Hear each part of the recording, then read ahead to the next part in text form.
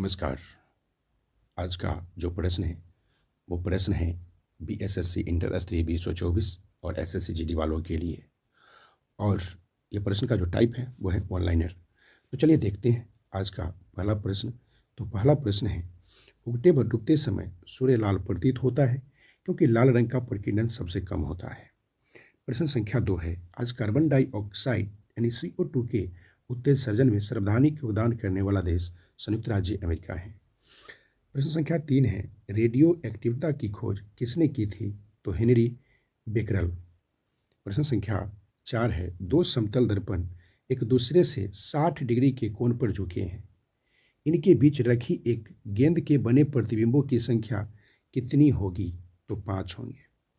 प्रश्न संख्या 5 है, इकाइयों की समस्त व्यवस्थाओं में किस इकाई की मात्रा समान होती है? तो विशिष्ट गुरुत्व का। प्रश्न संख्या 6 है, कारों, ट्रकों और बसों में ड्राइवर के सीट के बगल में कौन सा दर्पण लगी होती है? तो याद रखिएगा, उत्तल दर्पण। कौन सा दर्पण? उत्तल दर्पण। प्रश्न संख्या 7 है, वनस्पति विज्ञान के जनक कौन है? तो वनस्पति विज्ञान का जनक थियोफ्रेटस हैं। जंतु विज्ञान का याद रखिएगा, अरस्तु है। जीव विज्ञान का अरस्तु है। तो ये तीनों था जीव विज्ञान से संबंधित। प्रश्न संख्या 8 है, किसमें ध्वनि का चाल सबसे अधिक होती है? तो इस्पात में। प्रश्न संख्या 9 है, एक व्यक्ति घूमते हुए स्टूल पर बाहें फैलाए खड़ा है, एकाएक वह बाहें सिकोड़ लेता है तो स्टूल का कोणीय वेग बढ़ जाएगा। क्या होगा? कोण का मतलब कोणीय वेग का बढ़ जाएगा, स्टूल का कोणीय वेग बढ़ जाएगा।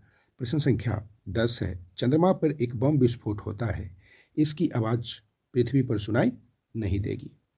प्रश्न संख्या 11 है, चंद्रमा पर वायुमंडल न होने के कारण पलायन वेग, यानी चंद्रमा पर जो वायुमंडल नहीं है इसका कारण क्या है? पलायन वेग। प्रश्न संख्या 12 है, यदि किसी सरल लोलक की लंबाई 4% बढ़ा दी जाए तो उसका आवर्तकाल जो होगा 2% बढ़ जाएगा। प्रश्न संख्या 13 है, एक लड़की झूला झूल रही है, उसके पास एक अन्य लड़की आकर बैठ जाती है तो झूले का आवर्तकाल अपरिवर्तित रहेगा। प्रश्न संख्या 14 है, हम रेडियो की घुंडी घुमाकर विभिन्न स्टेशनों के प्रोग्राम सुनते हैं, यह स्तंभ अनुनाद के कारण होता है। प्रश्न संख्या 15 है, वेंचुरी मीटर से क्या ज्ञात करते हैं? तो जल की प्रवाह। प्रश्न संख्या 16 है, चौराहों पर पानी के फुहारों में गेंद नाचती रहती है क्योंकि पानी का वेग अधिक होने से दाब घट जाता है। प्रश्न संख्या 17 है, यदि द्रव्यमान परिवर्तित हुए बिना पृथ्वी अपनी वर्तमान त्रिज्या की सिकुड़न आधी रह जाए तो दिन होगा 12 घंटे। यानी यदि यदि द्रव्यमान परिवर्तित हुए बिना पृथ्वी अपनी वर्तमान त्रिज्या की सिकुड़न आधी रह जाए तो दिन क्या होगा? 12 घंटे का। प्रश्न संख्या 18 है, यदि किसी पिंड को पृथ्वी से 11.2 किलोमीटर प्रति सेकेंड के वेग से फेंका जाए तो पिंड पृथ्वी पर कभी नहीं लौटेगा। प्रश्न संख्या 19 है, उपग्रह में समय ज्ञात करने के लिए अंतरिक्ष यात्री को क्या प्रयोग करना चाहिए? तो स्प्रिंग घड़ी को। प्रश्न संख्या 20 है, यदि पृथ्वी की त्रिज्या 1% कम हो जाए किंतु द्रव्यमान वही रहे तो पृथ्वी तल का गुरुत्वीय त्वरण 2% घट जाएगा। प्रश्न संख्या 21 है, खाना पकाने का बर्तन होना चाहिए तो उच्च विशिष्ट ऊष्मा का निम्न चालकता। प्रश्न संख्या 22 है, झरने में जब जल ऊंचाई से गिरता है तो उसका तापमान बढ़ जाता है। प्रश्न संख्या 23 है, केल्विन तापमापी में बर्फ का गलनांक होता है तो 0 डिग्री केल्विन। प्रश्न संख्या 24 है, बॉटनी शब्द की उत्पत्ति किस भाषा के शब्द से हुई है? तो ग्रीक। बॉटनी शब्द तो ग्रीक से। प्रश्न संख्या 25 है, क्यूरी किसकी इकाई है? तो क्यूरी है रेडियोधर्मिता का। प्रश्न संख्या 26 है, किस रंग की तरंगदैर्घ्य सबसे कम होती है? तो बैगनी का। प्रश्न संख्या 27 है, सेकेंड पेंडुलम का आवर्तकाल क्या होता है? तो 2 सेकेंड।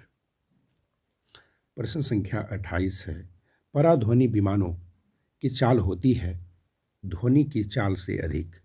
प्रश्न संख्या 39 है, 29 हैं।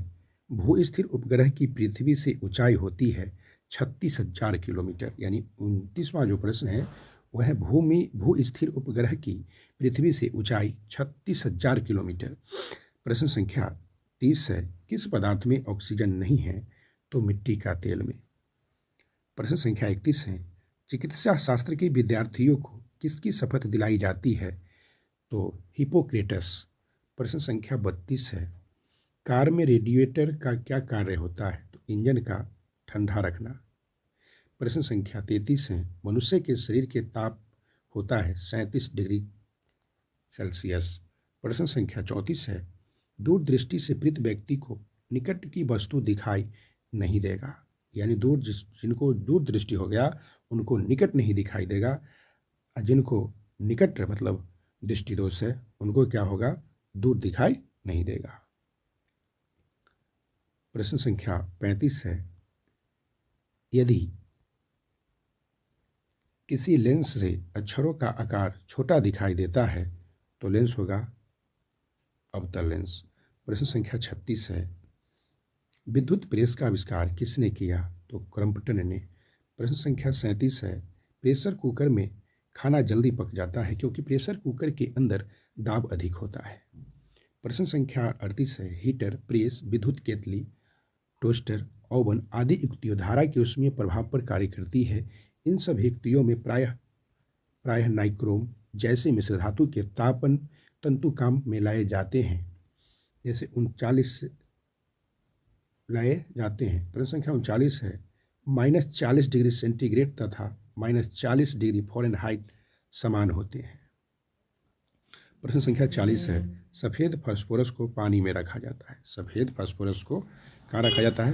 पानी में।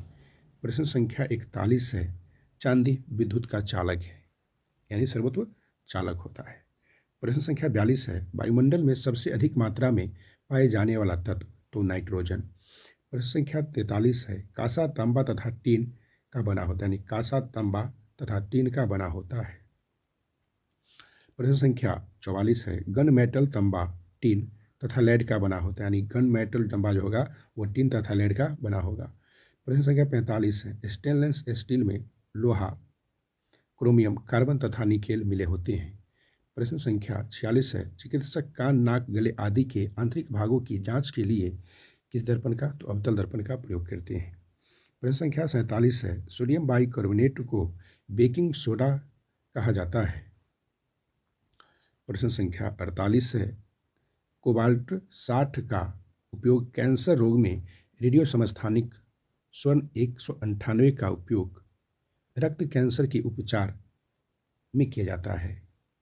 यानी कोबाल्ट 60 का उपयोग कैंसर रोग में, रेडियो समस्थानिक स्वर्ण 198 का उपयोग रक्त कैंसर के उपचार में किया जाता है। प्रश्न संख्या 49 है, सूर्य तथा हाइड्रोजन बम में उत्सर्जित ऊर्जा संलग्न प्रक्रिया के उदाहरण हैं। तो ये प्रश्न सामान्य विज्ञान के थे। आज के लिए इतना ही, फिर मिलेंगे अगले वीडियो में। अगर आप चैनल पे नए हैं तो चैनल को सब्सक्राइब कर ले, या फेसबुक पेज को देख रहे हैं तो पेज को फॉलो कर ले, ताकि आपको नोटिफिकेशन के माध्यम से समय ब समय वीडियो की जानकारी मिलता रहे। धन्यवाद, फिर मिलते हैं अगले वीडियो में।